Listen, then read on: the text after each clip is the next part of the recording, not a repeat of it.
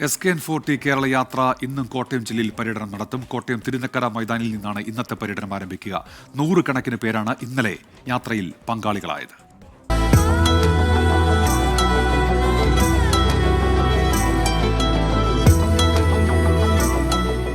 ലഹരിവിരുദ്ധ സന്ദേശം ജനമനസ്സുകൾ ഊട്ടിയുറപ്പിച്ചാണ് കോട്ടയം ജില്ലയിലെ ആദ്യദിന പര്യടനം പൂർത്തിയായത്.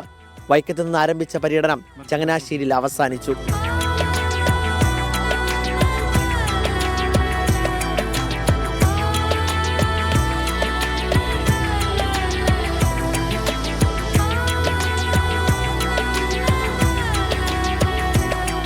Vaikom boat jetty, Cheeppunkal, Kaduthuruthy, Changanassery, Perunna bus stand എന്നിവിടങ്ങളിൽ 100 കണക്കിന് ആളുകൾ ലഹരിവിരുദ്ധ യാത്രയുടെ ഭാഗമായി.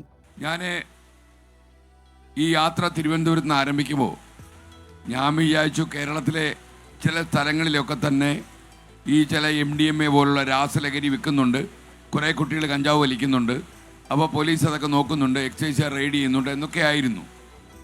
പക്ഷേ നമ്മൾ 1-2 ജില്ലയിൽ പര്യടനമൊക്കെ കഴിഞ്ഞപ്പോൾ നമ്മളെ അത്ഭുതപ്പെടുത്തുന്ന രീതിയിൽ ഒരു 3% നമ്മൾ ഉദ്ദേശിച്ചെങ്കിൽ 300% കേരളത്തിലെ പല കേന്ദ്രങ്ങളിലും രാസലഹരിക്ക് കുട്ടികൾ അടിമകളാണ്.